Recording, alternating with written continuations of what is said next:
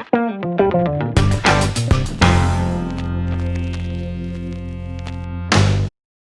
some of the most common questions that I hear, number one, would be, is it safe? And so a lot of times, when you think of chiropractic care, especially adjusting a newborn, it's like, oh, what does that look like? And what I always say is if you're adjusting a child, especially a newborn, their spines aren't calcified yet. It's still cartilage. And so, the treatments that I do resemble a massage more than they do a chiropractic adjustment. A small amount of pressure is all that's needed. And I always tell everyone that it's very similar to taking a tomato and you want to see if it's ripe. Like that's about the amount of force that a newborn spine needs to actually do an adjustment to them. And I also say that, you can always tell how safe something is, based on its liability. So for example, if you were buying auto insurance on a Ferrari, it's going to be a little more expensive than a Prius because, it's a more dangerous car because it can go like 200 miles an hour. And I would say for me, my malpractice insurance is only like $1,000 a year. I actually spend more money on my auto insurance than I do on my malpractice insurance. There's some doctors that are spending like $30,000, $40,000 a year because their jobs have great risk associated with it. But I can't understand, some people's misconception of chiropractic in children, thinking that I'm going to put this huge force into their child's spine when it's actually a small amount of pressure is all that's needed. All right, so that's the first question. And then the second question that I hear is, once you go to a chiropractor, you have to keep going back forever.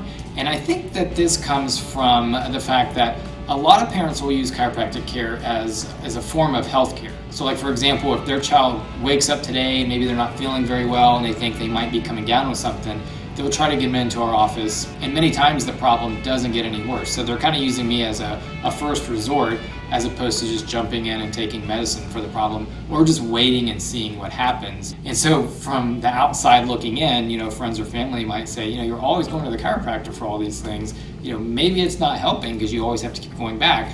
When in fact, like I said, it's more of their style of healthcare.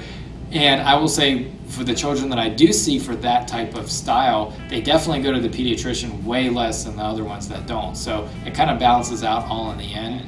But if I do see a child that does need, let's say, a series of treatments in a row, like if I saw, an ADHD type of patient, one treatment's probably not going to make a huge change. But my initial exam always lets me know a starting point and an ending point that we go through to achieve certain goals. So it's not this ongoing, never-ending process. And then the last question that I'll hear is, why didn't we hear about this before? So, somebody might tell me, my child's been on medications for a long period of time, and you're telling me that you might be able to help them come off of some of those medications. Why didn't my doctor tell me about this? Why didn't the pediatrician refer me to you guys? And what I always say is that, I can't speculate, but I would say for me, and I understand, a lot of things about, medications and the procedures on the medical side, but I'm in no way an expert on that paradigm of health. And I feel like it's kind of similar vice versa. It's just looking at things from a different perspective.